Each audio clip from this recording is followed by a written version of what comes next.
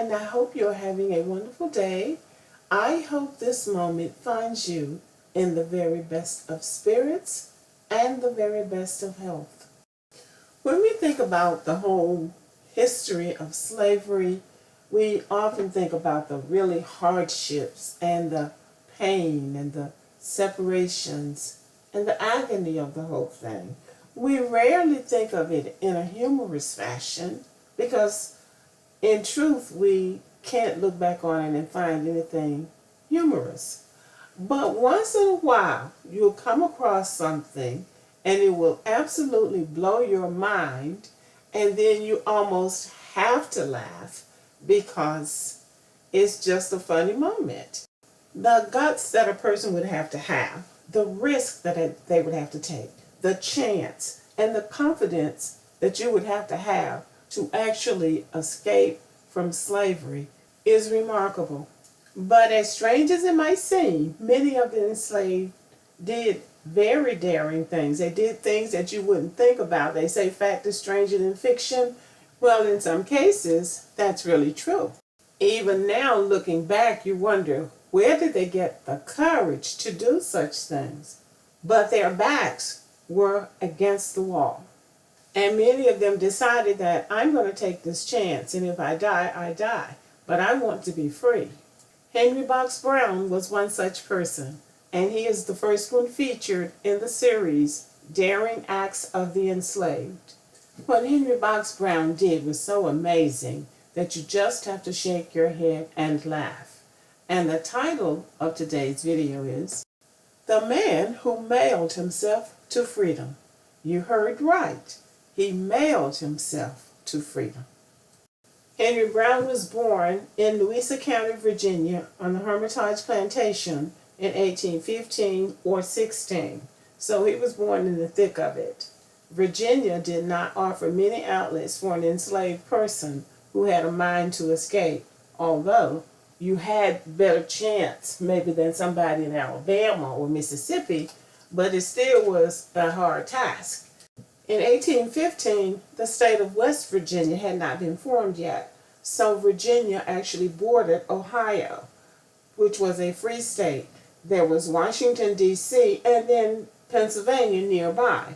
And for an enslaved person, those places must have seemed like paradise. So those living in states that bordered free states more often escaped out of the system than those living in the deep South, where they had to go through 2 or 3 states to get to a free state. Interestingly enough, after his escape, Henry Brown spoke very well of his enslaver, or his slave master, as we used to say. He said he was a very kind person.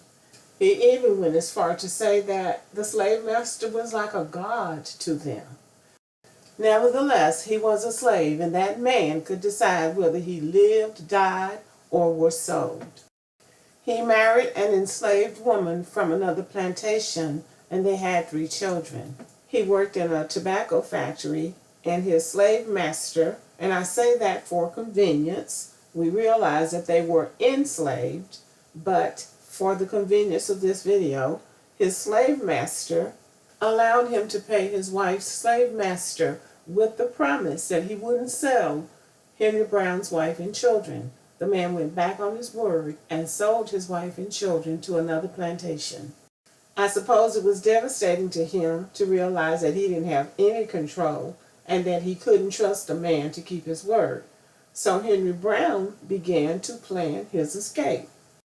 The Hermitage Plantation was near Richmond, Virginia, and Henry Brown apparently was able to move around a little bit and have a degree of autonomy. He made friends with a free black man and a sympathetic white man who was a shoemaker, and through his association with them, he came up with the elaborate plan of having himself shipped in a box to a free state. And they agreed to help him. James Smith was the free black man that was his friend, and he went to Philadelphia to consult with members of the Pennsylvania Anti-Slavery Society to discuss what was the best way to accomplish this escape. They advised him to mail the box to Passmore Williamson, who was a Quaker merchant and who was also active in the anti-slavery movement. To get out of work on the day that he was supposed to escape, he intentionally burned his hand to the bone with sulfuric acid. Now, that's an act of desperation, I think we can all agree. He met his two friends at the agreed upon destination and they packed him in the box. It was about 3 by 2 by 3 feet. And they had displayed on the box right side up. It was lined with baize, coarse wooden cloth, and he carried a small portion of water and a few biscuits. There was a single hole cut for air, and it was nailed and tied with straps. They took him to the Adams Express Company, and he was put on board. His trip began on March 29, 1849, and it was eventful to say the least. He was transported by wagon, railroad, steamboat, wagon again, railroad, ferry, railroad, and finally he was delivered to his destination, and it took 27 hours. He said, despite the instructions on the box of handle with care and this side up, several times the carriers placed the box upside down or handled it roughly. In spite of that, he remained silent and avoided detection. At journey's end, he said, despite the risk, it was worth it because if you have never been deprived of your freedom, as I was, you cannot realize the power of that hope of freedom, which was to me indeed an anchor to the soul, both sure and steadfast. So he was successfully delivered to Passmore Williamson and other members of the anti-slavery movement on March the 30th, 1849. They say when he opened the box, he got out and said, "How do you do, gentlemen?" And he began singing a psalm from the Bible that he had chosen to sing once he was released into freedom. So in addition to crediting this man with an inventive mind, we could also say that the United States Mail Delivery Service was working pretty well in 1849 if they could deliver someone out of slavery into freedom. Henry Brown was obviously a small man, but still, kudos to the United States Postal Service. One of the things that the abolitionists and those who worked in the anti-slavery movement asked of those that they helped out of slavery was that they would go on the speaking circuit and speak to the audiences in the North about the horrors of slavery. So Henry Brown, who is now being called Henry Box Brown because he boxed his way out of slavery, went on the speaking circuit and he actually told how he had escaped from slavery. Frederick Douglass, who was very active in the abolitionist movement, took issue with the fact that he was telling how he had escaped from slavery because he thought that was a genius means for other enslaved people to escape. But Henry Box Brown became something of a showman. He liked telling the story, and he continued telling it. He went on as far as to suggest, give advice about how to end slavery, saying that a new president should be elected and the North should speak out against the South. And, it took some years, but that actually happened. Even in the days of slavery, word got around. So the word got back down south that Henry Brown had escaped from slavery. Now his wife's slave master appeals to him through the newspapers that his wife and children are for sale and encouraged him to come back to the South to buy his wife and children.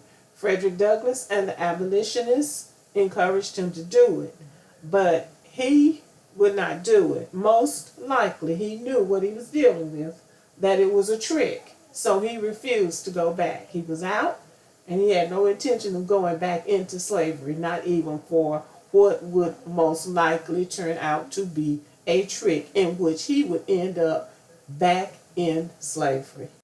Slave owning was big business. Those enslaved were generating massive amounts of income for the economy. So for slaves to start escaping, and that was starting to happen more and more, something had to be done. So 1 year after Henry Brown escaped in 1850, Congress passed the Fugitive Slave Law. This meant that those who had escaped from slavery could be tracked down and brought back into slavery. People like Henry Brown, these high profile cases who really used their wits and outsmarted the system, were heavy targets. So Henry Brown realized that he had to get out of Dodge. So he went to England. In England, Henry Brown reinvented himself. The British had a fascination with American slavery. So anybody that escaped from slavery and ended up in England, in London, became an instant celebrity. So Henry Brown basically became a sought after speaker, and he became an actor and called himself the African Prince and Professor H. Box Brown. So he really just became a ham for the public, really. He married an English woman and they had children as well. Slavery ended in 1865. In 1875, Henry Brown returned to the United States with his family. He continued his show business career. He even formed a family singer group that they called the Brown Jubilee Singers. From all indication, he was a versatile performer, singing, acting, and doing the magic show. Henry Brown was living his best life. As interesting and fascinating as the story was, I will say that my opinion of Henry Brown is that he was a very selfish man. He did not reconnect with his ex-wife and 3 children that he had before he escaped. And the 2 men that had helped him were actually arrested trying to help other slaves or enslaved people to escape. And there is no record that Henry Brown ever tried to help anybody else out of slavery, not even his own family. He eventually moved his family to Toronto, Canada, where he continued his show business career, singing, acting, and doing his magic show. He died in Toronto on June 15, 1897. This is a true story. I hope you enjoyed it, and let me know what you think. Subscribe, give me a thumbs up, and share the video with someone you think might like it, and have a good day.